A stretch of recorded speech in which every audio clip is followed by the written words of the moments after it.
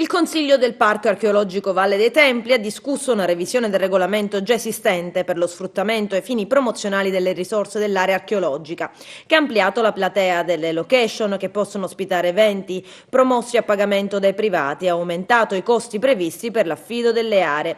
Il modello di partenza del regolamento 2.0 è quello di Google Camp, accettare solo iniziative di altissimo profilo e richiamo, che provochino il minor disagio possibile al normale percorso della visita all'interno della valle e che ovviamente non mettano in alcun modo a rischio integrità o natura.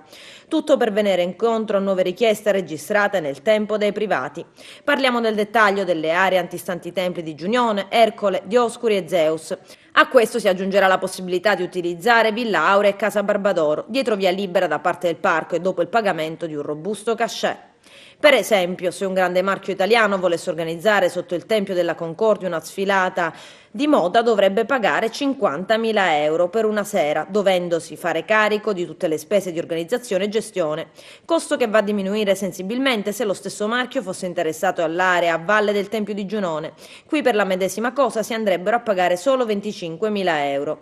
Il direttore del parco, Giuseppe Parello, spiega: la valle ha anche un valore in termini di immagine, che alcuni sono interessati a sfruttare a fini promozionali e commerciali. Il regolamento, precisa tuttavia il presidente del Consiglio del Parco Bernardo Campo, è ancora in fase di assestamento, dato che sarà necessario apportare alcune modifiche, così come richiesto dalla soprintendenza.